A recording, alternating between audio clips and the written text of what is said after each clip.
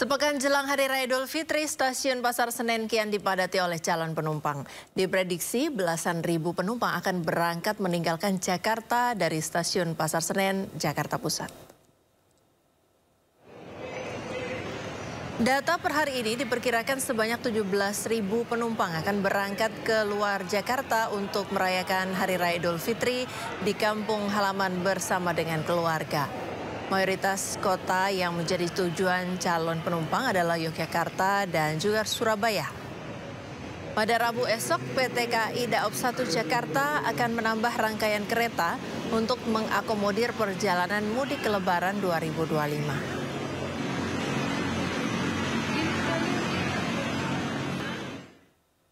Kita akan pantau arus mudik di stasiun Pasar Senen Jakarta Pusat. Ada rekan Hadisti Nur Arifa di sana. Halo, selamat sore Hadisti. Seperti apa lonjakan calon penumpang di stasiun Pasar Senen hari ini?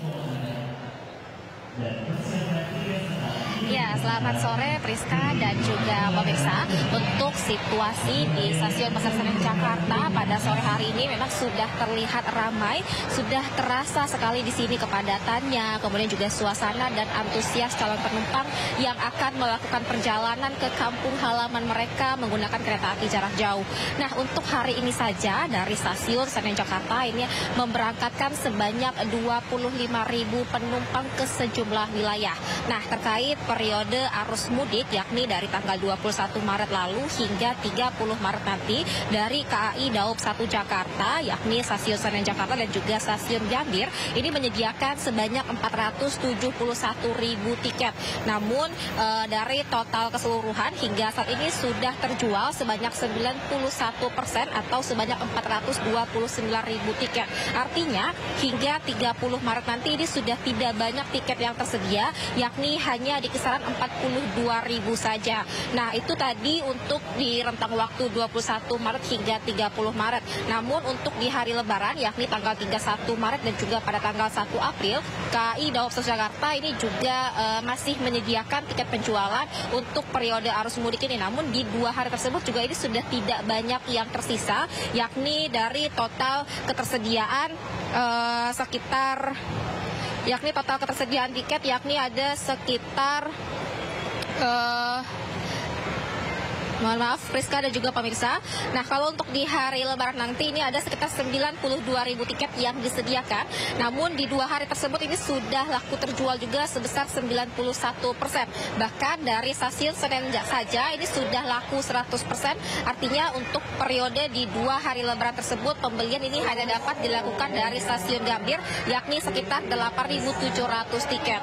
Nah, mengantisipasi lonjakan penumpang tersebut dari KAI Daob 1 Jakarta melakukan upaya penambahan armada kereta yakni ada sebanyak 362 kereta api yang diberangkatkan pada periode arus mudik ini, di mana rata-rata per hari akan ada perjalanan sebanyak 84 KA. Dan kemudian juga terkait puncak arus mudik ini sudah diprediksi akan terjadi pada tanggal 28 hingga 30 Maret nanti dengan tujuan favorit diantaranya adalah Kutuarjo, kemudian juga Surabaya dan juga Purwokerto. Nah, bagi calon penumpang ini dihimbau tentunya dari pihak KAI juga untuk memastikan pembelian tiket ini melalui kanal secara resmi, kemudian juga memperhatikan jadwal keberangkatan Anda, mengingat untuk akses menuju ke stasiun Senen ini tadi kami memantau cukup terjadi kemacetan sehingga ini membutuhkan waktu perjalanan yang memakan waktu begitu, sehingga tentu dihimbau kepada calon penumpang memperhatikan jadwal keberangkatan dan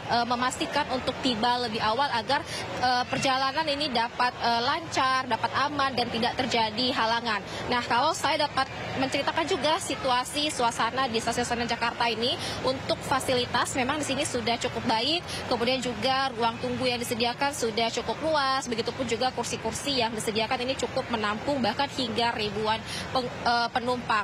Nah, begitupun juga untuk fasilitas tambahan di sini juga tersedia fasilitas seperti tempat bermain anak-anak, sehingga untuk stasiun Senen ini ramah bagi anak-anak, memudahkan calon penumpang yang membawa anak-anak tentunya agar anak-anak ini dapat nyaman begitu menjelang keberangkatan. Priska. Baik, terima kasih Hadisti Arifa melaporkan langsung dari stasiun Pasar Senen Jakarta Pusat. Selamat bertugas kembali dan salam sehat. Pemirsa, arus mudik di Terminal Pulau Gebang, Jakarta mulai menunjukkan peningkatan. Sejak pagi, sejumlah calon pemudik terus berdatangan untuk mudik ke kampung halaman. Aktivitas pemudik di Terminal Pulau Gebang, Jakarta mulai ramai sejak dini hari. Sebagian besar pemudik memilih berangkat lebih awal untuk mendapatkan tiket yang lebih murah. Meski terminal mulai terpantau ramai, kondisi masih tertib. Petugas keamanan dan pengelola terminal terus melakukan pengawasan untuk memastikan perjalanan pemudik tetap aman dan juga nyaman.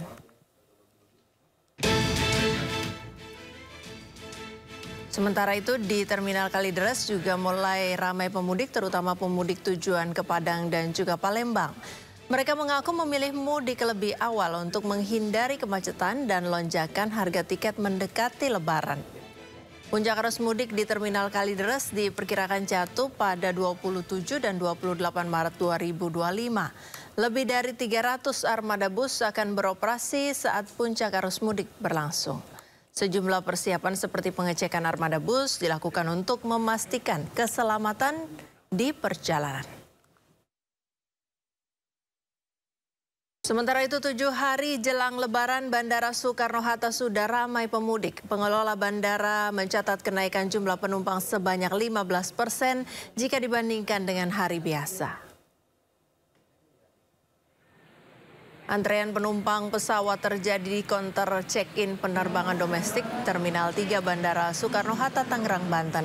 Hari ini diperkirakan ada kenaikan jumlah penumpang sekitar 15% atau 140.000 orang. Sementara pergerakan jumlah pesawat tembus di angka 1.002 pesawat. Sementara Holik Muardi, asisten deputi Bikom Bandara Suta, menjelaskan mulai hari ini tarif diskon pesawat mulai berlaku untuk pembelian tiket pesawat per 1 Maret, namun untuk keberangkatan hari ini atau 24 Maret. Menteri Perhubungan Dudi Purwagandi bersama Kakor Lantas Polri memastikan kelancaran arus mudik Lebaran di Pelabuhan Merak, Banten. Masyarakat yang menyeberang ke Sumatera mulai padat sejak 21 Maret. Menhub memastikan kesiapan ASDP Pelabuhan Merak untuk memberikan kenyamanan dan keamanan para pemudik selama arus mudik dan balik Lebaran. Menurut Dudi Purwagandi, untuk mengantisipasi lonjakan pemudik, pemerintah memberlakukan program Work from Anywhere mulai hari ini.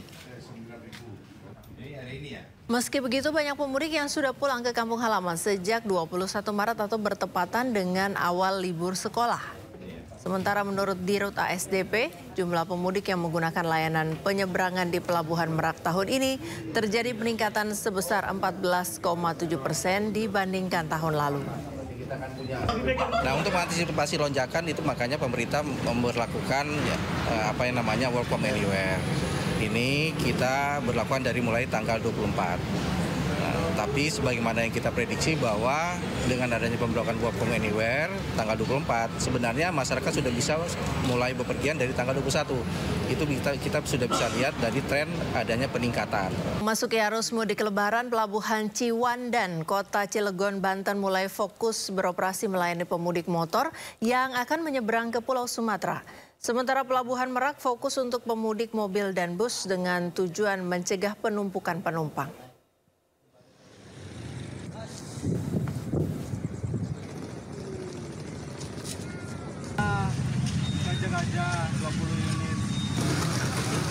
Mulai dini hari tadi, pemudik kendaraan roda 2 sudah dialihkan ke Pelabuhan PT Pelindo Ciwandan, Cilegon, Banten.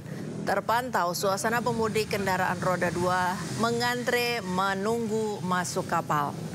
Sebab kini skema arus kendaraan dari Pulau Jawa menuju Sumatera untuk mudik Lebaran berganti. Pelabuhan Merak fokus untuk mobil dan bus, sementara pemudik motor dialihkan ke Pelabuhan Ciwandan. Hal ini dilakukan agar konsentrasi volume kendaraan dapat dipecah dan tidak terjadi penumpukan penumpang di Pelabuhan Merak. Sebagian pemudik motor lainnya pun mengaku sudah mengetahui pengalihan ini dan langsung menuju ke Pelabuhan Ciwandan untuk menyeberang ke Pulau Sumatera.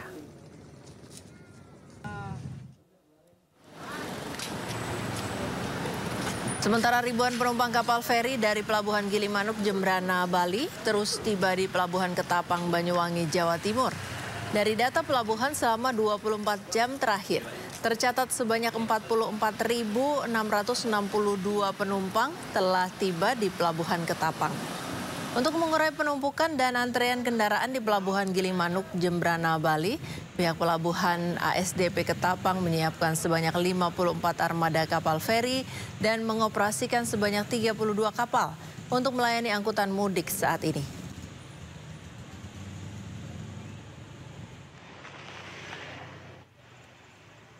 Antrean kendaraan pemudik hingga Senin pagi masih tertahan di luar Pelabuhan Gilimanuk. Di dalam Pelabuhan Gilimanuk sudah dipenuhi kendaraan pemudik bercampur dengan kendaraan barang. Saat ini tidak terjadi penumpukan kendaraan di jalur sepeda motor, terutama di depan loket tiket.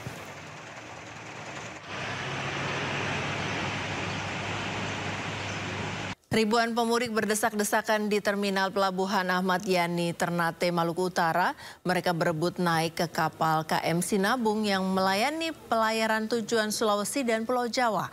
Pelayaran KM Sinabung ini merupakan layanan terakhir sampai Hari Raya Idul Fitri mendatang.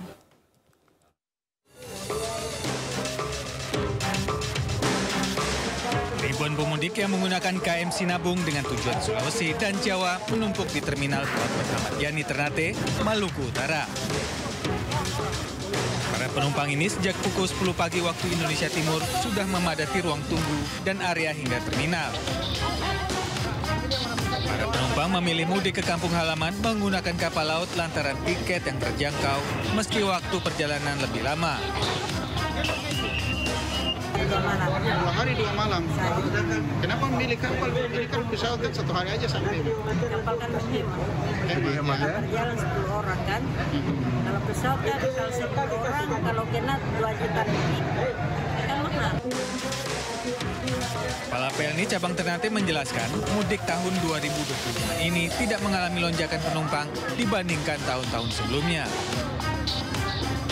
Lebih banyak di tahun lalu karena tahun ini kunjungan kapal yang tahun lalu ada 8 ini hanya 5 kali kunjungan sehingga terjadi penurunan kurang lebih sekitar 10-15% dibandingkan tahun lalu khusus untuk di Pelabuhan Ahmad Yani Ternate dibandingkan mudik tahun lalu. Diketahui ada 1.500 penumpang yang naik dari Ternate dengan tujuan Bitung, Balikpapan, dan Surabaya. Sementara itu ada 1.754 penumpang dari Papua turun di Pelabuhan Ahmad Yani Ternate. Ternate, Maluku Utara, Ismail Sangaji, iNews melaporkan.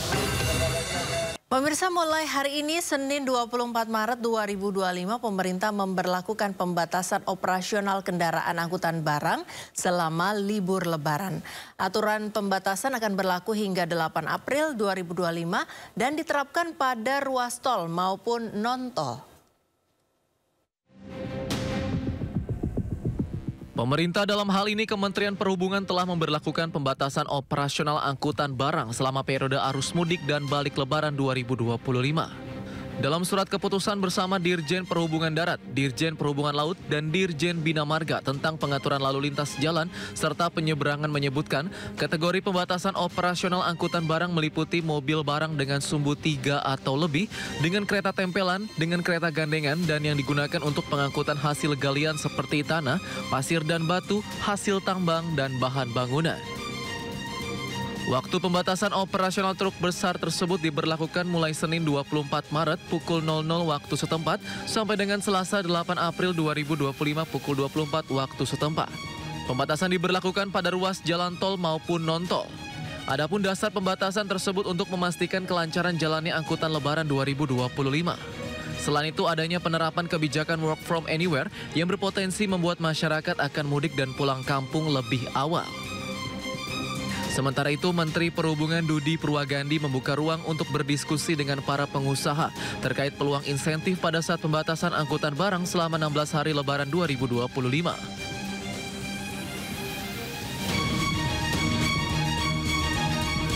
Menyambut musim mudik lebaran, pemerintah memberikan potongan tarif tol Trans Jawa hingga 20%. Periode diskon dibagi dalam sepekan sebelum lebaran dan sepekan setelah lebaran.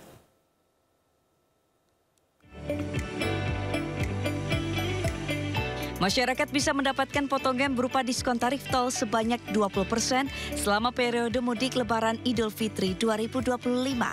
Diskon tarif tol Trans Jawa berlaku pada arus mudik dan arus balik lebaran. Untuk arus mudik, bagi pengguna jalan dari gerbang tol Cikampek menuju gerbang tol Kalikangkung, diskon tarif tol dimulai pada 24 Maret sampai 28 Maret yang dibagi menjadi 2 periode. Periode pertama pada 24 sampai 26 Maret dan periode kedua pada 26 sampai 28 Maret. Sementara untuk arus balik, diskon tarif tol diberlakukan pada 3 April sampai 4 April, kemudian pada 8 sampai 9 April 2025 untuk perjalanan dari gerbang tol Kalikangkung menuju gerbang tol Cikampek Utama. Untuk jasa marga, tadi juga Astra, jadi sepertinya semua jalur ruas tol ini sudah memberlakukan diskon tarif tol. Selain diskon 20%, jasa marga akan memberikan potongan tarif tol minimal 30% bagi pengguna jalan yang terkena dampak rekayasa lalu lintas selama arus balik lebaran 2025. Menunjang kelancaran arus mudik lebaran, pemerintah memberlakukan sejumlah rekayasa lalu lintas. Mulai dari penerapan kendaraan ganjil genap hingga sistem one way yang akan diberlakukan secara situasional.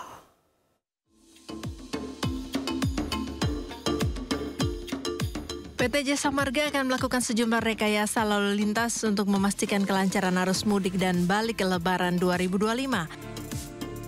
Berbagai kebijakan mencakup pembatasan angkutan barang, penerapan kontraflow, sistem one way, serta ganjil genap yang akan dimulai pada H-7 Lebaran. Tepatnya pada 24 Maret 2025 hingga 7 April 2025 atau H+6 Lebaran. Untuk pembatasan angkutan barang akan diterapkan mulai 24 Maret hingga 7 April 2025 di 24 ruas tol utama. Rekayasa kontraflow juga akan diberlakukan di kilometer 47 hingga kilometer 70 pada 27 hingga 28 Maret dari pukul 14.00 hingga 24.00 waktu Indonesia Barat dan kembali pada 31 Maret serta 1 April. Kontraflow untuk arus balik berlaku mulai kilometer 70 hingga kilometer 37 pada 3 hingga 6 April. Selama arus mudik, sistem one way akan diberlakukan mulai kilometer 70 hingga kilometer 414 pada 27 hingga 28 Maret dari pukul 14 hingga 24.00 waktu Indonesia Barat. Sementara pada arus balik akan berlaku dari kilometer 414 hingga kilometer 70 pada 3 hingga 6 April. Rekayasa ganjil genap berlaku pada arus mudik di beberapa ruas tol utama mulai 27 hingga 29 Maret antara pukul 14 hingga 24.00 waktu Indonesia Barat. Untuk arus balik, aturan yang sama akan berlaku pada 3 hingga 6 April dari pukul 00 hingga 24 waktu Indonesia Barat. Namun rekayasa lalu lintas ini bersifat situasional. Ya, untuk mengetahui situasi terkini pantauan arus mudik Lebaran 2025, kami telah terhubung dengan rekan Salam Rahmat di Gerbang Tol Cikampek Utama, Karawang, Jawa Barat. Selamat sore, Salam. Ya, Salam, kalau dari pantauan Anda bagaimana situasi lalu lintas di Gerbang Tol Cikampek Utama sore ini? Ya, Priska dan juga pemirsa, untuk kondisi terkini situasi arus lalu lintas di ruas tol Cikampek Utama tepatnya di kilometer 70 memasuki gerbang tol Cikampek Utama 1 saat ini masih terpantau lengang kendaraannya, belum terlihat adanya antrian kendaraan ataupun juga penumpukan kendaraan di kawasan tempat kami melaporkan saat ini. Karena memang animo masyarakat ini kebanyakan memilih waktu perjalanan mudiknya di waktu berbuka puasa hingga malam hari nanti begitu, dan memang masyarakat ini sengaja memilih untuk memilih di waktu tersebut agar tidak terjadi adanya kemacetan maupun juga panas terik matahari yang memang acap kali ini sering menghambat dari para pemudik ketika melakukan perjalanan mudik. Dapat kami informasikan juga kepada Anda, Priska dan juga pemirsa, bahwa pada siang hari tadi kami juga sempat menjajal begitu ya untuk melintas di ruas tol Cikampek Utama begitu, dan tadi kami juga sempat melintas di mana kami juga dengan kecepatan 80 km per jam yang artinya ini memang arus lalu lintasnya masih terpantau lancar bahkan cenderung lengang begitu. Dapat kami informasikan juga kepada Anda, Priska dan juga pemirsa, bahwa rencananya untuk menerapkan ataupun juga untuk mengurai kemacetan, rencananya penerapan rekayasa lalu lintas dengan menggunakan sistem skema one way, ganjil genap dan juga kontraflow ini nantinya akan diberlakukan mulai tanggal 27 hingga 30 Maret mendatang, yang memang untuk kondisinya nantinya akan disesuaikan dengan jika nantinya mulai terlihat adanya titik-titik kemacetan yang berada di kawasan tempat kami melaporkan saat ini.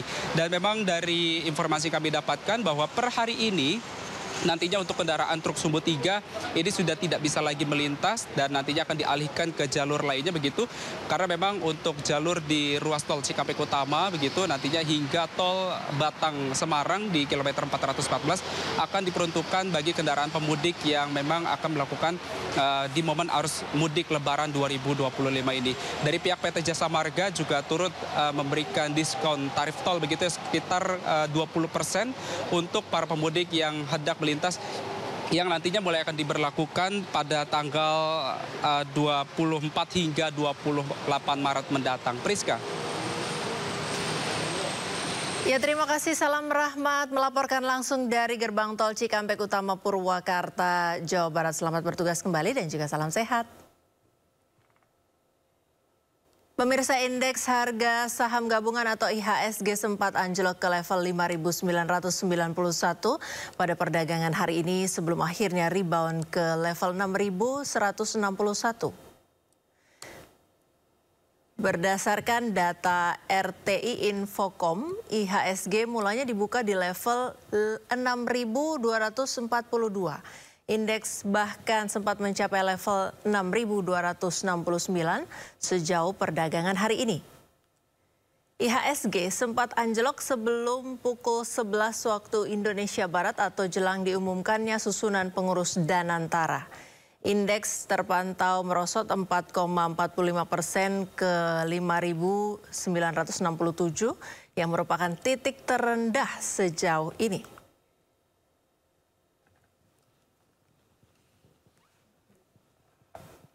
Pelemahan IHSG Senin ini mengingatkan pada anjloknya IHSG dalam perdagangan pada 18 Maret lalu, di mana indeks ambruk 420,97 poin atau minus 6,58% ke level 6.046. Bursa Efek Indonesia bahkan langsung membekukan perdagangan alias trading halt selama kurang lebih 30 menit.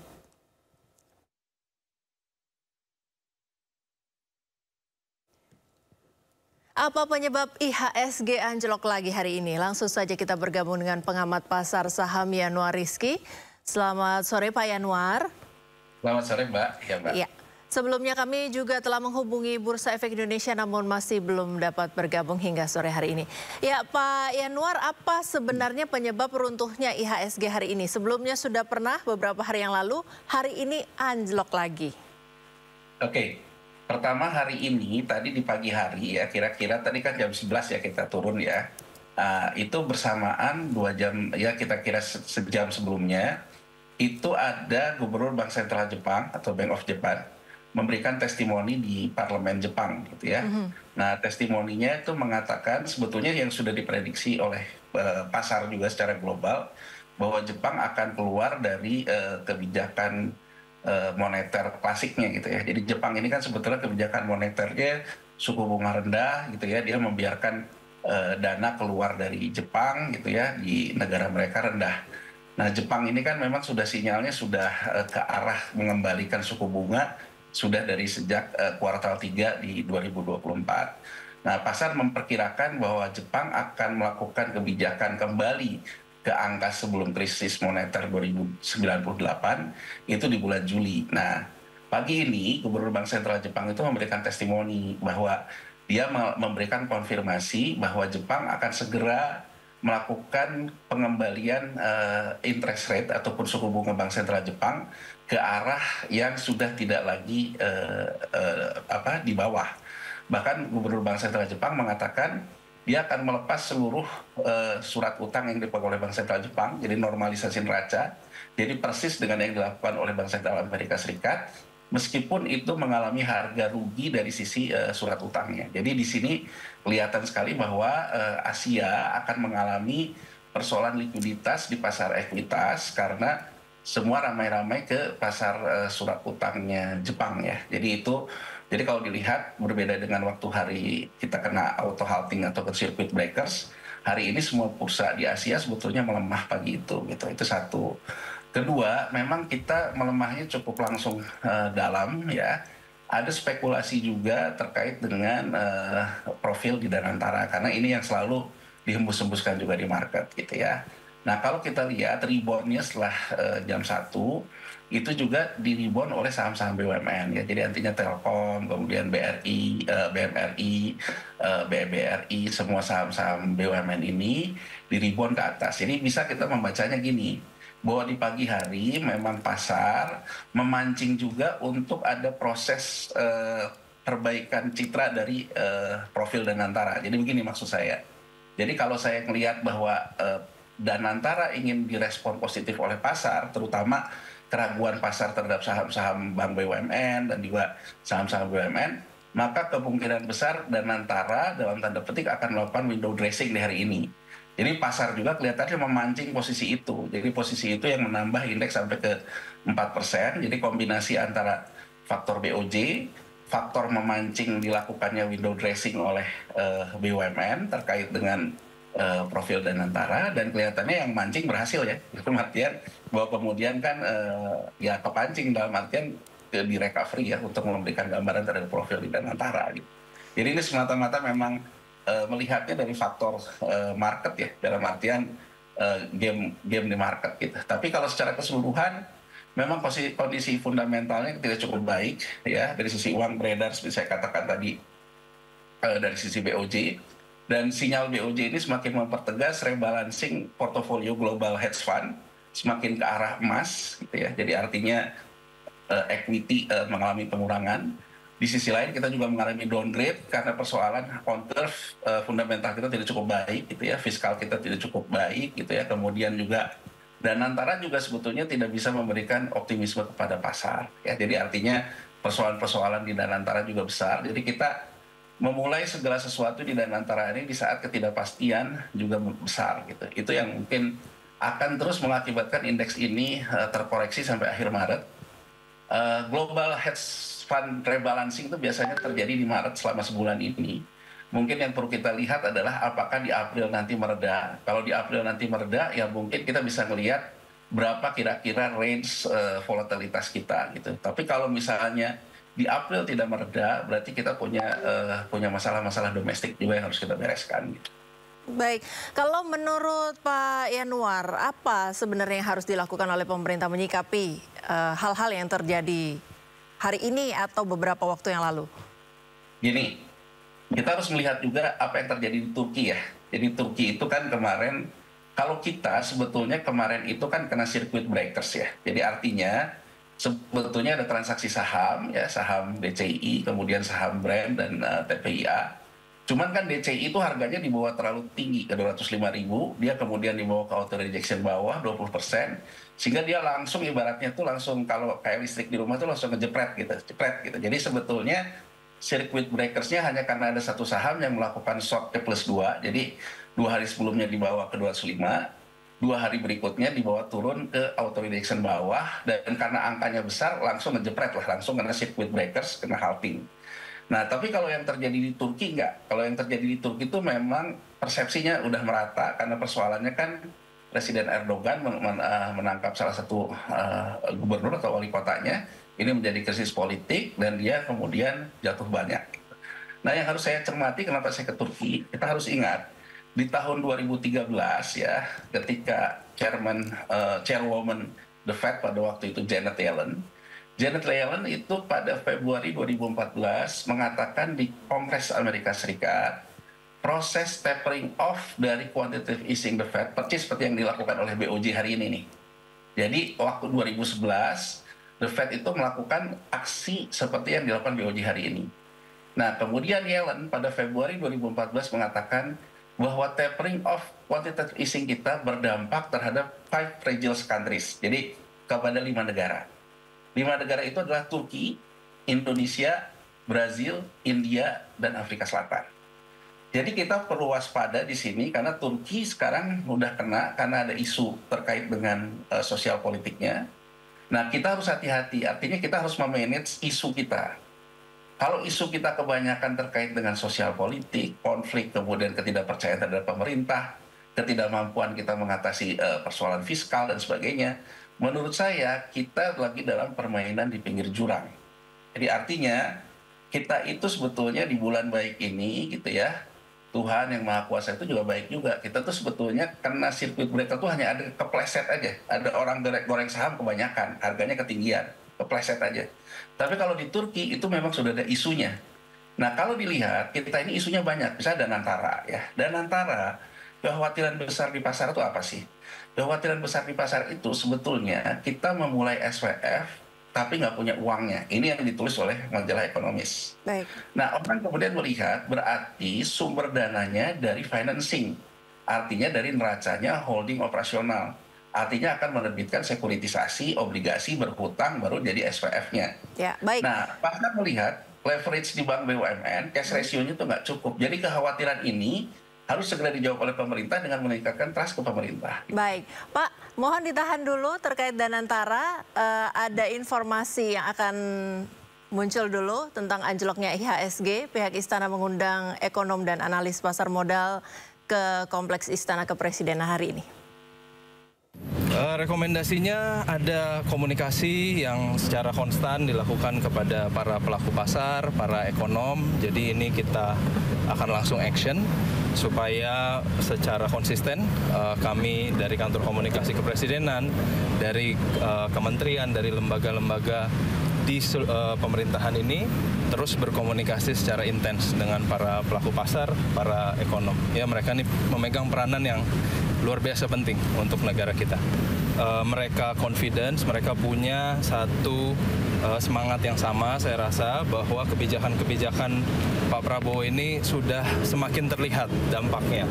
Namun memang mereka meminta kita mengkomunikasikan dengan konsisten, tadi yang saya bilang, dengan tentunya jelas dan lugas. Jadi ini juga mempengaruhi pengertian para pelaku pasar, para ekonom terhadap kebijakan-kebijakan. Ya, Pak Yanuar masih bersama kami? Ya, Pak Yanuar, kalau melihat statement dari Istana tadi pasca pemanggilan ekonom dan analis, apa yang sebenarnya menurut Anda lihat diharapkan oleh pemerintah dengan memanggil para ekonom dan analis ini? Ya, normatif ya, dalam artian pemerintah mengharapkan bahwa ekonom dan analis suaranya sama pemerintah, mohon maaf gitu ya, dalam tanda petik pemerintah mencari buzzer gitu. Jadi artinya bukan mencari apa akar root the problemnya gitu ya. Jadi artinya kalau misalnya komunikasi yang baik, kemudian mengatakan muji-muji bahwa pemerintah segala macam, ya namanya investor nggak bisa dibeli gitu loh. Gitu Mengapa Anda bisa yakin bahwa itu yang sedang dilakukan oleh pemerintah, Pak?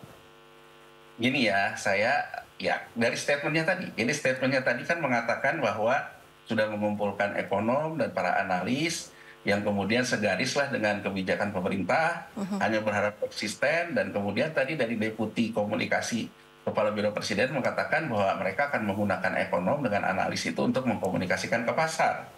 Tapi saya sekarang ingin memberikan kontra narasi gitu. Apapun yang dilakukan, siapapun ekonomnya, siapapun analisnya, kita sepakat nggak bahwa sekarang on curve, di kurva, bahwa kita masalahnya adalah punya defisit fiskal. Sudah diumumkan oleh Menteri Keuangan bahwa kita dalam posisi defisit fiskal.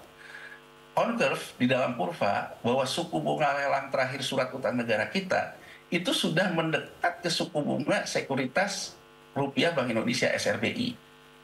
Artinya, di rupiah kita hari ini, pasar kan menginginkan bahwa SRBI harus naik karena dia sudah berdekatan dengan bunga kupon terakhir. Tekanan itu terjadi. Kedua, kita bicara Danantara. Danantara gitu. Danantara penopangnya apa? Penopangnya kan yang punya cash leverage untuk menopang Danantara itu perbankan, Bank BUMN, BRI, Mandiri, dan kemudian BNI. Tapi kalau kita lihat leverage cash ratio-nya itu kan sebetulnya juga ditopang dengan operasi moneter SRBI-nya Bank Indonesia. Jadi dalam hal ini pasar juga khawatir soal praktek-praktek konflik kepentingan. Misalnya ya, saya ambil contoh. Saya ingin memberikan bahwa pasar itu harus dilihat dari dua sisi mata uang sekaligus. Jadi harusnya menurut saya Presiden juga tidak hanya mendengarkan apa yang ingin dia dengar, tapi dia juga harus mendengarkan apa yang harus dia dengar. Misalnya ya sekarang Ray Dalio dengan Chapman yang ditetapkan sebagai penasehat di Danantara. Dalio maupun Chapman adalah penyelenggara hedge fund. Nah, kalau dia penyelenggara hedge fund, apakah posisinya dia di hedge fund-nya dia itu bisa dipastikan tidak dalam posisi hedging terhadap kondisi Indonesia? Ini kan pertanyaan yang harus dijawab. Kalau saya mencoba lihat misalnya dari hedge fund yang dikelola oleh Dalio, Bridgewater itu melakukan hedge fund terhadap US Dollar Index dengan menggunakan ETF ataupun Exchange Trading Fund yang dikeluarkan oleh Goldman Sachs yang namanya SPY. Berarti kan Bridgewater meng-hedge fund US dollar, sementara kita sendiri sekarang lagi punya masalah terhadap nilai tukar rupiah kita.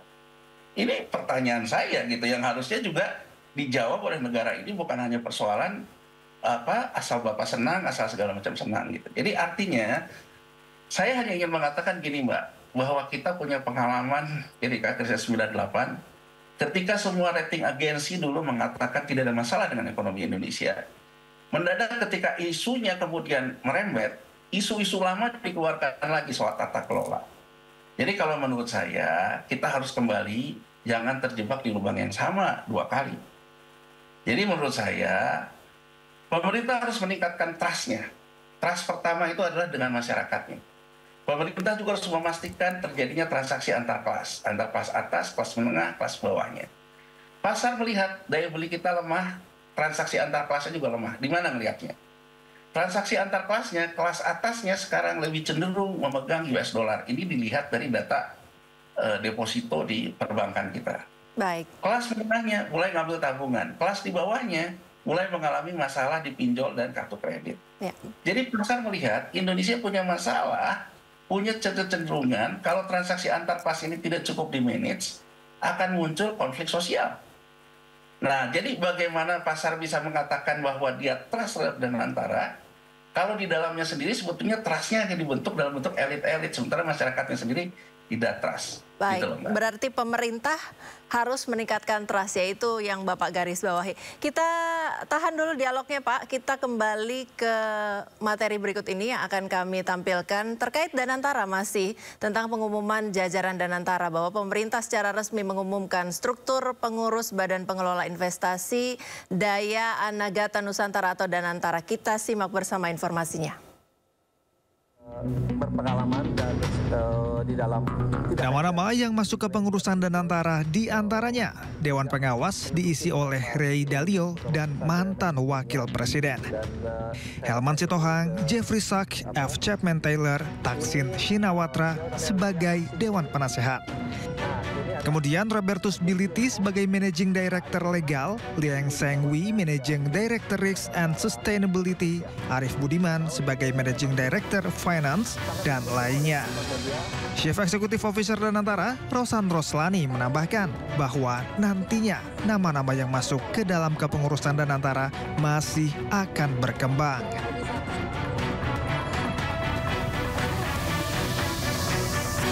Dan tentunya ini diperlukan orang-orang yang tidak hanya mempunyai kapabilitas, tetapi juga mempunyai integritas. Itu yang paling penting buat kami. Dan tentunya kita pun sudah menyampaikan bahwa kita akan selalu transparan. Karena salah satu arahan dari Bapak Presiden adalah ini harus dilaksanakan dengan tata kelola atau good governance, dengan transparansi, akuntabilitas, integritas, dan juga tentunya dengan track record yang baik dan benar. Nama-nama ini akan terus berkembang dan kami janjikan bahwa kita akan mengupdate juga untuk nama-nama baru yang akan masuk ke join ke Danantara. Kami meyakini karena ini sudah melalui suatu proses yang panjang, suatu proses, saya ingat Danantara ini dilaunching tanggal 24, hari ini tanggal 24, tepat sebulan untuk membentuk tim, ternyata yang berdasarkan meritokrasi, yang berdasarkan nama-nama yang baik, itu membutuhkan waktu. Ya, harapannya dengan adanya nama-nama ini memberikan lebih confidence, keyakinan bahwa ini adalah nama-nama yang terbaik. Dan yang ingin saya sampaikan dari nama-nama. Ya, Pak Yanuar, apa tanggapan Anda dari informasi yang baru saja kami sajikan tadi? Oke, dari banyak nama itu saya ingin menggunakan pisau uji saya menggunakan undang-undang pasar modal yang berlaku di semua negara, ya, di Indonesia, di Amerika, di Inggris, di semua negara. Undang-undang pasar modal di semua negara itu sangat menganut anti konflik kepentingan. Oke. Anti konflik kepentingan diatur oleh 3 hal. Pertama, terkait dengan hubungan afiliasi, baik itu afiliasi keluarga, afiliasi bisnis, afiliasi profesional. Kemudian diatur juga terkait dengan pengertian orang dalam dari afiliasi tadi. Pengertian orang yang punya informasi orang dalam, ya. Jadi orang-orang yang dalam struktur Danantara ini hari ini itu sudah menjadi orang dalam terhadap Danantara, termasuk BUMN semua yang ada di bawahnya. Pertanyaan saya, ya, Ray Dalio, ya, kemudian Chapman, ya, itu adalah pengelola Global Hedge Fund. Bahwa dia sekarang menjadi orang yang memiliki informasi orang dalam terkait seluruh BUMN kita. Terkait aksi korporasi yang nanti akan dilakukan oleh Danantara, dia pun orang dalam. Di Amerika Serikat, deklarasi tentang konflik kepentingan orang dalam dan informasi orang dalam ini penting. Pertanyaan saya berikutnya, apakah kita sekarang OJK itu bisa menjadi otoritas sekuat US SEC? Harusnya OJK sekarang mulai menanyakan deklarasi tentang afiliasi, deklarasi tentang OD, orang dalam, informasi orang dalam, dan deklarasi tentang tata kelola aksi korporasi yang mencegah terjadinya transaksi benturan kepentingan harus diumumkan oleh orang-orang ini. Bentuknya seperti apa, Pak, pengumumannya? Ya, berarti kalau nanti terkait dengan posisi hedge fund-nya, misalnya hedge fund-nya Dalio, hedge fund-nya Chapman gitu, mereka tidak ikut dalam pengambilan keputusan, mereka tidak ikut dalam pengolahan data. Tapi ini kan berat, Mbak, karena dia itu pengelola hedge fund.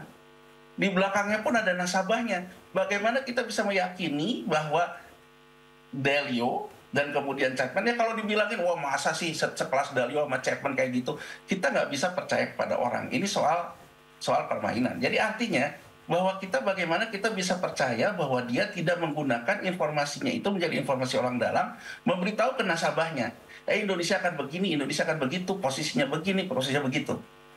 Jadi kalau dulu kita mengecam George Soros, karena George Soros sebagai hedge fund melakukan analisa dari luar, seperti juga dikritik oleh Mahathir Muhammad, hari ini orang yang juga punya profesi yang sama-sama hedge fund, dia mengelola informasi dari dalam, bukan dari luar lagi.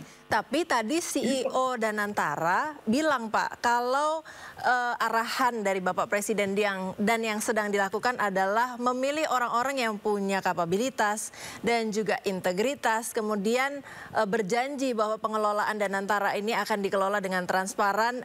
Apakah bukan ini merupakan janji pemerintah bahwa ini merupakan upaya peningkatan trust? Seperti yang Bapak tadi sudah singgung. Gini, Presiden Prabowo dengan mengatakan demikian, dan juga Rosan sebagai CEO Danantara, artinya my word is my bond. Kata-kata saya jaminannya. Tapi di Amerika Serikat yang menjamin bahwa pasar itu punya integritas, hukum, bukan ucapan orang. Jadi hukum itu apa? Yang namanya US SEC atau kalau di kita OJK, dia memastikan bahwa setiap ucapan orang itu memang terbukti bahwa dia melakukan apa yang dia ucapkan. Artinya menurut saya protokol-protokol anti konflik kepentingan, protokol-protokol deklarasi harus dilakukan. Ya, itu baru satu. Kedua, alat uji berikutnya apa? Di situ ada namanya Bono Aji, ya. Bahkan di tayangan yang ditampilkan oleh CEO Danantara, Rosan Roslani, ditulis bahwa prestasinya adalah sebagai penasehat merger Gojek dengan Tokopedia dan IPO GoTo. Saya ingin harap dicatat aja bahwa ketika Gojek dan Tokopedia merger sehingga ada aksi korporasi yang kemudian Telkom masuk lewat Telkomsel dengan harga tinggi, Bono Aji harap dicatat, dia pun komisaris Telkom. Jadi menurut saya dari 3 ukuran ini, saya mengatakan OJK mana nih fungsinya. Karena begini Mbak, saya ingin mengatakan gini Mbak. Hari ini dengan Undang-Undang Danantara melepaskan penyelenggara negara di Danantara, berarti yang terjadi adalah privatisasi seluruh BUMN. BUMN kita situ sudah tidak punya BUMN, privatisasi langsung. Nah, kalau kembali Pak, kita kaitkan dengan IHSG tadi. Nah, adakah hubungannya antara pengumuman nama-nama ini, kemudian janji yang disampaikan oleh CEO-nya dengan Danantaranya sendiri dan juga IHSG? Karena klaim dari CEO tadi sempat saya baca bahwa CEO menyampaikan bahwa ini justru karena nama-nama tertentu yang sudah disebutkan menguatkan IHSG. Betulkah? Iya, gini ya, kalau saya lihat kan gitu ya, ini bener nih nggak melakukan window dressing nih. Dalam artian setelah diumumkan nggak nyuruh siapa kek, BUMN kek, atau sekuritas mana kek beli semua saham-saham BUMN. Memangnya kan mungkin Pak? Di pagi harinya meluncur ke bawah, tahu-tahu setelah diumumkan naik ke atas gitu. Mungkin itu terjadi Pak. Oh, sangat mungkin. Di antara gini loh Mbak, saya sekarang gini ya, ini saya ngomong trading, saya tidak punya posisi trading Mbak, tapi saya pernah bekerja memeriksa transaksi-transaksi begini. Itu pekerjaan saya. Jadi yang bisa terjadi, saya ngelihat bahwa nanti jam 12 akan ada aksi korporasi. Saya menduga setelah aksi korporasi, yang punya aksi korporasi ingin menunjukkan bahwa aksi korporasinya didukung pasar. Saya geber ke bawah, jual semua saham BUMN ke bawah, karena saya tahu nanti pasti akan ada yang intervensi. Dan terbukti kan ada yang intervensi. Saya berspekulasi gitu aja hari ini saya udah cuan Mbak, udah day trading laba gitu loh. Jadi menurut saya omongan dari Rosan kita lihat aja dalam beberapa hari ke depan, dalam termin beberapa lama, benar nggak? Kalau benar berarti kan penguatannya itu sustain, termasuk ketika nanti Danantara mulai bekerja segala macam sustain. Jadi dapat nggak investor? Dapat yang mau nge-hedging. Artinya pembuktiannya butuh waktu ya Pak ya, bukan hanya ditunjukkan di hari ini kalau memang klaimnya seperti itu. Kalau klaimnya seperti itu hari ini kan, apalagi kalau misalnya OJK periksa siapa yang menurunkan harga saham-saham BUMN yang mengakibatkan sampai ke 4% di jam 11. Dilihat dong, jangan-jangan orang yang sama dengan yang naikin di jam 1. Nah kan kalau gitu kan memenuhi pasal 9192 gitu. Baik. Jadi maksud saya kalau kita ingin melihat seperti itu, ya kita lihat aja gitu dalam beberapa hari ke depan apakah Danantara ini berhasil memasukkan persepsi long dari investor. Kalau persepsi long dari investor berarti kan orang mengambilnya long, bukan volatility. Gitu. Baik Pak, bicara soal saham ini ada hal unik yang disampaikan oleh Presiden Prabowo. Kita simak informasinya. Saham boleh naik turun, pangan aman, negara aman. Sudah.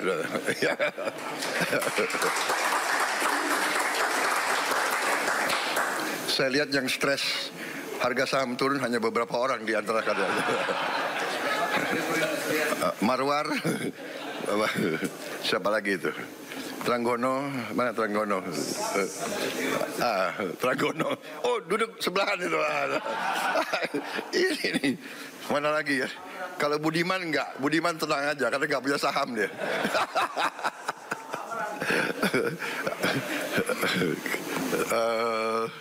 Siapa lagi ya?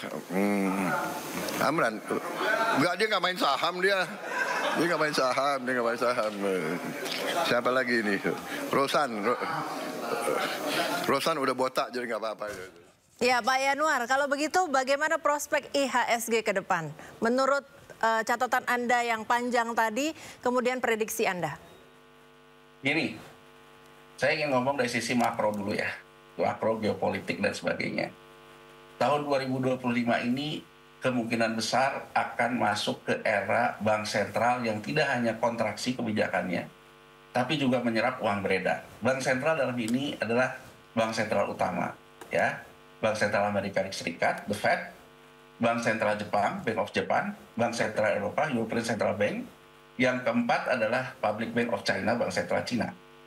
Satu-satunya di bulan Februari dan Maret ini yang menunjukkan kebijakan ekspansif itu Bank Sentral Cina.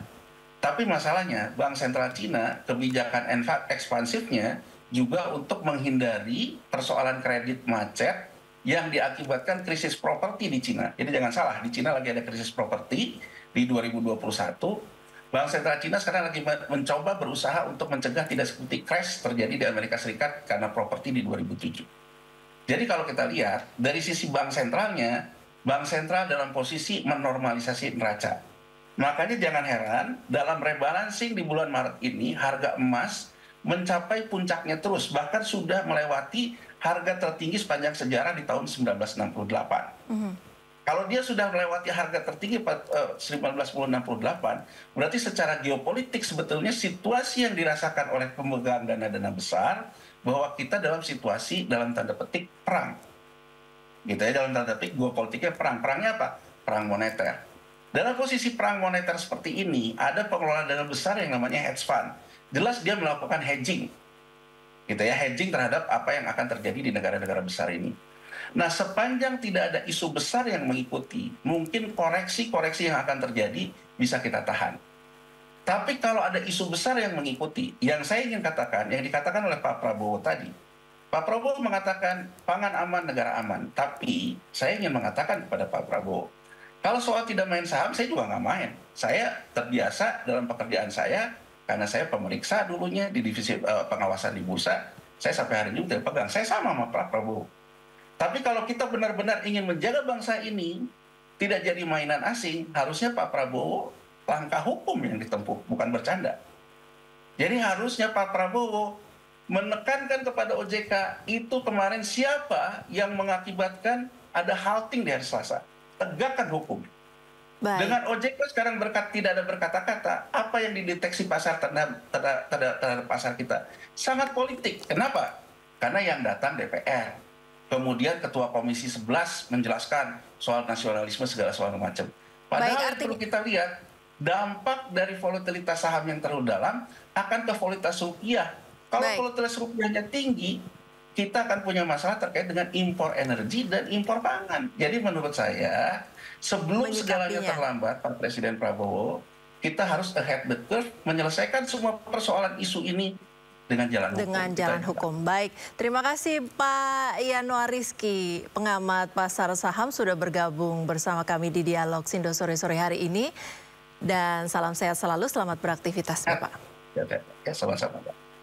Sepekan jelang Hari Raya Idul Fitri, arus lalu lintas di ruas tol Cikampek Utama masih terpantau lengang. Hingga saat ini arus lalu lintas di ruas tol Cikampek Utama di momen arus mudik Lebaran masih terpantau lengang. Meski begitu, PT Jasa Marga mencatat terjadi peningkatan volume kendaraan sebanyak 23% dibandingkan hari normal. Untuk mengurai kemacetan, penetapan rekayasa lalu lintas dengan skema one way, ganjil genap, dan kontraflow baru akan diterapkan pada puncak arus mudik yakni 27 hingga 30 Maret mendatang.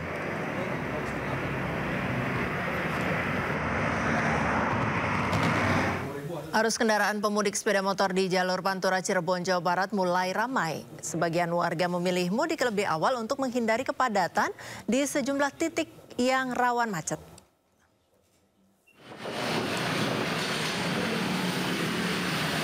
Senin pagi, ribuan pemudik sepeda motor mulai ramai melintasi jalur arteri Pantura Cirebon, Jawa Barat. Tepatnya di jalur Pantura Plumbon hingga Pleret Weru, Cirebon. Dengan membawa barang bawaan tas dan kardus, para pemudik motor menuju berbagai daerah di Jawa Tengah dan Jawa Timur. Para pemudik memilih menggunakan sepeda motor karena lebih hemat biaya, mengingat harga tiket bus maupun tiket kereta saat libur Lebaran melonjak naik. Umumnya mereka berangkat mudik di malam hari atau selepas sahur untuk menghindari terik matahari.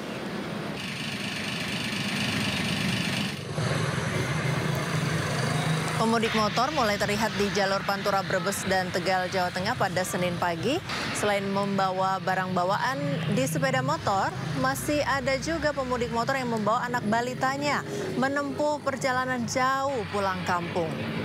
Berbeda dengan tahun lalu yang kondisi jalannya mulus, tahun ini para pemudik motor mengeluhkan banyak jalan rusak di sepanjang jalur Pantura, terutama di Jawa Barat.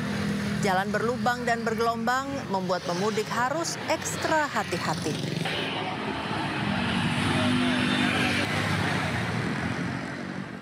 Menteri Perhubungan Dudi Purwagandi bersama Kakor Lantas Polri memastikan kelancaran arus mudik Lebaran di Pelabuhan Merak, Banten. Masyarakat yang menyeberang ke Sumatera mulai padat sejak 21 Maret. Menhub memastikan kesiapan ASDP Pelabuhan Merak untuk memberikan kenyamanan dan keamanan para pemudik selama arus mudik dan balik Lebaran. Menurut Dudi Purwagandi, untuk mengantisipasi lonjakan pemudik, pemerintah memberlakukan program Work from Anywhere mulai hari ini. Meski begitu, banyak pemudik yang sudah pulang ke kampung halaman sejak 21 Maret atau bertepatan dengan awal libur sekolah. Sementara menurut Dirut ASDP, jumlah pemudik yang menggunakan layanan penyeberangan di Pelabuhan Merak tahun ini terjadi peningkatan sebesar 14,7% dibandingkan tahun lalu.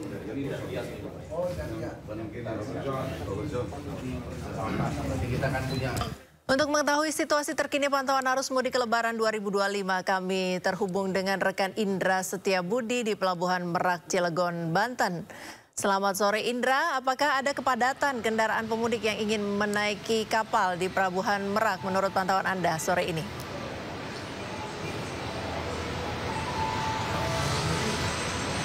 Ya baik, selamat sore Friska dan juga pemirsa. Memang diketahui bahwa sepekan lagi ini khususnya umat muslim akan merayakan Hari Raya Idul Fitri 1446 Hijriah. Namun pantauan kami dari siang hari hingga sampai saat ini belum ada antrian sama sekali Friska dan juga pemirsa. Dan kalau kami lihat tadi di area parkir juga pintu masuk juga masih terpantau landai sekali, tidak ada kepadatan maupun juga kemacetan, yang berarti di area parkir pintu masuk menuju Pelabuhan Merak Banten ini. Dan dapat kami informasikan juga bahwa pada saat ini saya sedang berada di area ruang tunggu dan bisa saksikan ini masih sepi sekali. Memang untuk hari ini masih terpantau kondusif sekali, Friska dan juga pemirsa, belum ada yang kemacetan ataupun kepadatan, yang berarti para penumpang yang akan hendak bertolak dari Pulau Jawa menuju Pulau Sumatera melalui Pelabuhan Merak Banten ini. Dan namun kami informasikan Friska dan juga pemirsa bahwa dalam periode 21 Maret hingga sampai kemarin tepat di tanggal 23 Maret 2025 ini, bahwa ASDP ini mencatat sebanyak sudah ada 160.000 penumpang dengan total 40.000 lebih kendaraan sudah bertolak dari Jakarta menuju Pulau Sumatera pada kemarin malam, yang mana ini mengalami cukup signifikan angka kenaikan atau pergerakan para penumpang ini menuju kota tujuan di Pulau Sumatera dan sekitarnya. Dan kalau kita bahas Friska dan juga pemirsa, memang PT ASDP ini akan memprediksi terkait puncak arus mudik 2025 ini akan jatuh pada tanggal 28 hingga 29 Maret 2025, yang mana ini pihak ASDP tetap, meskipun terpantau kondusif, ini ASDP menghimbau bagi masyarakat untuk tetap mengatur jadwal keberangkatan untuk menghindari kepadatan saat puncak arus mudik 2025 ini yang jatuh pada tanggal 28 hingga 29 Maret 2025 mendatang. Dan kami juga terkait nantinya ASDP juga akan mengerahkan bersama stakeholder ini akan melancarkan proses mudik dari mengantarkan para pemudik dari Jakarta menuju Pulau Jawa dan sekitarnya ini. Nantinya Kakor Lantas ini juga akan melakukan beberapa skema untuk menghindari kemacetan, dan nantinya pihak dari kepolisian dan stakeholder terkait akan melakukan sistem ganjil genap, Priska dan juga pemirsa. Dan nantinya hanya tanggal-tanggal tertentu saja para kendaraan khususnya roda 4 ini akan bisa melewati atau melakukan keberangkatan di hari tersebut. Dan terkait masalah keberangkatan untuk sepeda motor juga sudah mulai dilakukan melalui dermaga Ciwandan, dan kami menghimbau bagi masyarakat yang akan melakukan kegiatan arus mudik Lebaran tahun ini dipastikan kondisi Anda dalam keadaan sehat dan pastikan semua barang-barang Anda tetap dalam genggam Anda untuk menghindari hal-hal tidak diinginkan, Priska. Ya Indra, apa yang menurut pantauan Anda perlu diantisipasi atau diperhatikan oleh para pemudik yang akan melintasi Pelabuhan Merak? Baik, Priska dan juga pemirsa, perlu diketahui memang saat ini semua masih berjalan secara kondusif. Yang tadi kami juga memantau juga bahwa kapal feri sudah baru saja diberangkatkan, namun untuk jumlah ini untuk per hari ini memang tidak signifikan. Dan namun pihak ASDP kami sampaikan tadi bahwa meskipun masih terpantau kondusif, namun ASDP menghimbau untuk masyarakat untuk tetap memilih untuk lebih melakukan kegiatan bermudik di awal, Priska, untuk menghindari kepadatan. Dan kita memang prediksikan bahwa untuk tahun ini kenaikan ini cukup signifikan sekali, Priska dan juga pemirsa, bahwa sudah dari 21 Maret kemarin hingga sampai saat ini animo masyarakat itu hampir menaik hingga 90% lebih, yang mana ini lonjakan ini terus akan meningkat hingga pada puncak arus mudik 2025 yang akan jatuh pada tanggal 28 hingga 29 Maret 2025 mendatang. Dan memang ASDP terus menghimbau bagi masyarakat untuk tetap mengatur ataupun skala cermat untuk melakukan pemilihan jadwal, dan nantinya berdampak nanti untuk demi kelancaran kenyamanan para pemudik nantinya untuk melakukan kegiatan bermudik bertemu sanak keluarga tercinta di kampung halaman, Priska. Baik, terima kasih Indra Setiabudi melaporkan langsung dari Pelabuhan Merak, Cilegon, Banten. Selamat bertugas kembali rekan Indra dan kameramen.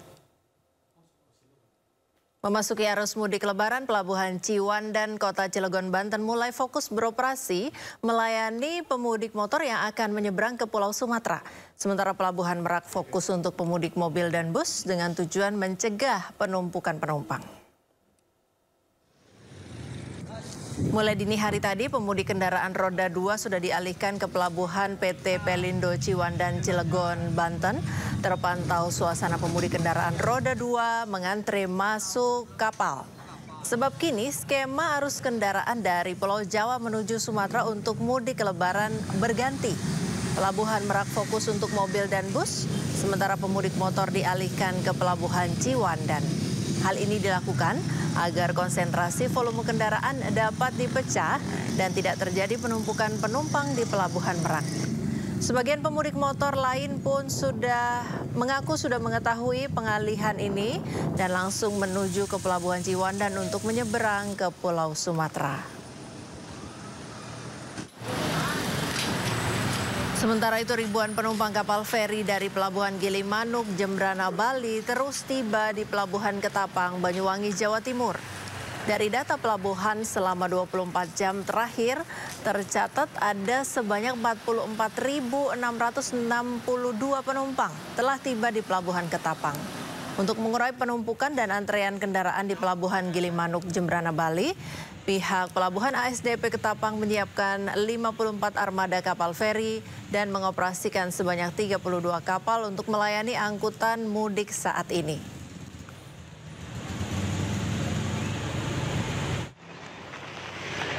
Sementara itu, antrean kendaraan pemudik hingga Senin pagi masih tertahan hingga di luar Pelabuhan Gilimanuk. Di dalam Pelabuhan Gilimanuk sudah dipenuhi kendaraan pemudik bercampur dengan kendaraan barang. Saat ini tidak terjadi penumpukan kendaraan di jalur sepeda motor, terutama di depan loket tiket.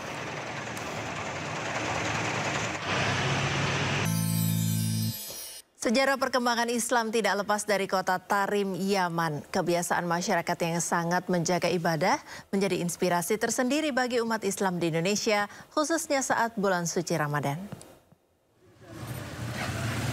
Tarim, sebuah kota di Yaman yang mendapat julukan Kota Seribu Wali. Kota yang penuh dengan keberkahan dan memiliki tradisi Ramadan yang sangat istimewa. Di bulan suci ini, kebiasaan masyarakat Tarim patut menjadi teladan bagi umat muslim di seluruh dunia, tidak terkecuali Indonesia. Masyarakat Tarim sangat menjaga ibadah, mulai dari sholat berjamaah, memperbanyak zikir, hingga berbuka puasa dengan cara yang penuh kebersamaan. Uniknya, di Tarim setiap masjid memiliki waktu sholat tarawihnya masing-masing, yang memungkinkan masyarakatnya bisa melakukan sholat tarawih hingga 100 rakaat.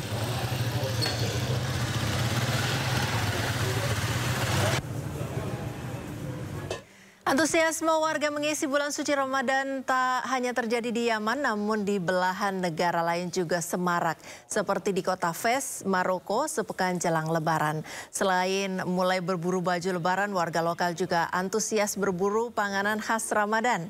Dan untuk mengetahui lebih dekat tradisi jelang Ramadan, jelang Lebaran, maksud kami di Maroko, kita telah bergabung dengan rekan Rizkal, mahasiswa Indonesia di Maroko. Selamat sore waktu Indonesia, Mas Rizkal. Selamat siang waktu Maroko. Ya, di sana jam berapa Mas Rizkal dan bagaimana suasananya kalau di hari-hari puasa sebelum berbuka puasa? Oh, di sini sekarang masih jam 10 lebih waktu Maroko. Beda dengan Indonesia cuma 7 jam ya. Oke. Nah, kalau ya, kalau di Maroko biasanya durasi puasanya berapa jam? Sekitar 14 jam lebih.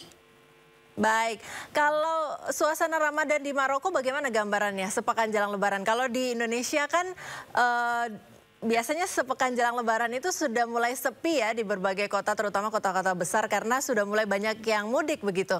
Bagaimana di Maroko? Nah, kalau di Maroko suasana Ramadan di Maroko menjelang Lebaran memang sangat meriah dan penuh persiapan, terutama di kota-kota besar seperti di kota Fes ya, di kota Casablanca, Marrakesh dan Rabat.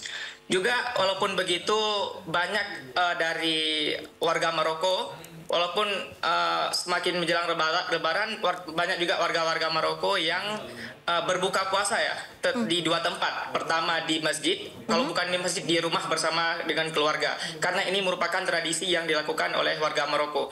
Maka kalau di Maroko nggak ada yang namanya tradisi bukberan gitu, seperti yang ada di Indonesia. Dan juga kalau di Maroko sekarang menjelang Lebaran sudah banyak tempat-tempat pasar-pasar yang diisi dengan makanan-makanan khas Maroko, juga dengan pakaian-pakaian dan barang-barang khas Maroko ya. Apa favorit makanan khas di sana yang biasa Anda konsumsi pada saat berbuka puasa? Biasanya di sini kami sebagai warga Indonesia di Maroko biasanya makan shebakia ya. Shebakia seperti kue yang berbentuk bunga dilumuri dengan madu. Sudah begitu, dan juga ada kuskus ya. Kuskus itu biasanya butiran-butiran dari gandum yang ditaruh ayam dan juga rempah-rempah dan sayur-sayuran yang lain. Biasanya itu diberikan oleh warga setempat ya, oleh tetangga-tetangga biasanya. Dibagi-bagikan gratis begitu?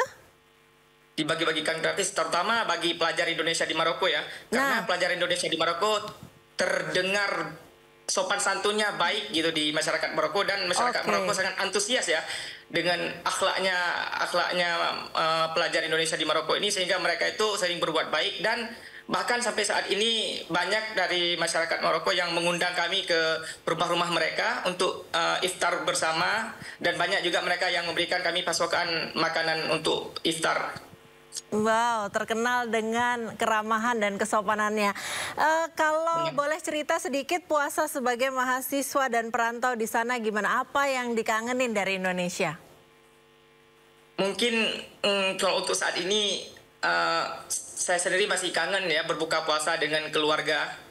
Karena walaupun di sini kurang dapat nuansa berbuka puasanya. Karena kalau di jalanan Maroko itu, karena di Indonesia sering dengan bukber bersama keluarga. Kalau di sini nggak ada yang namanya bukber dan jalan sepi ya. Jalanan sepi di Maroko. Jadi terasa walaupun bersama teman-teman ya, begitu. Mungkin bisa video call dengan keluarga supaya bisa tetap kerasa vibes-nya berbuka bersama dengan keluarga di Indonesia walaupun secara virtual. Terima kasih Mas Rizkal, mahasiswa Indonesia yang berada di Maroko sudah bersama kami di Sindo Sore hari ini. Selamat berpuasa dan salam sehat. Terima kasih. Selamat berpuasa. Pemirsa, Lebaran identik dengan kue-kue untuk menemani berkumpul bersama dengan keluarga maupun kerabat. Milk crepe cake dengan tampilan cantik nan manis dapat menjadi pilihan kue menemani Anda di hari kemenangan.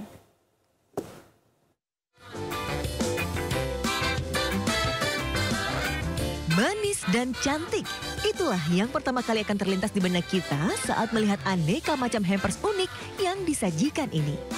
Milk crepe cake menjadi primadona di bulan Ramadan.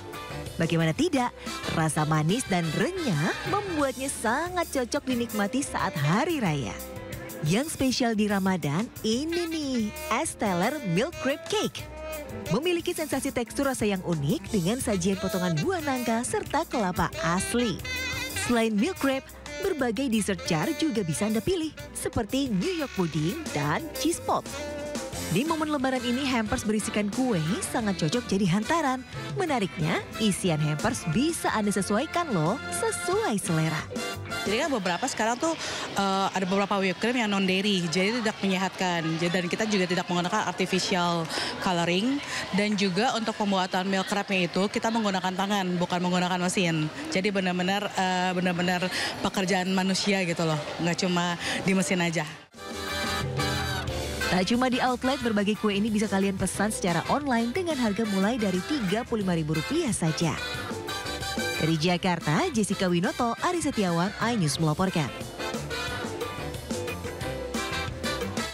Informasi tadi pemirsa menutup Sindo sore hari ini. Jangan lupa Anda bisa mendapatkan informasi terkini dan terbaru melalui portal yang menghadirkan berita daerah, berita nasional dan juga berita internasional lengkap di sindonews.com. Saya Priska Papila yang mewakili tim redaksi yang bertugas pamit undur diri. Terima kasih, sampai jumpa.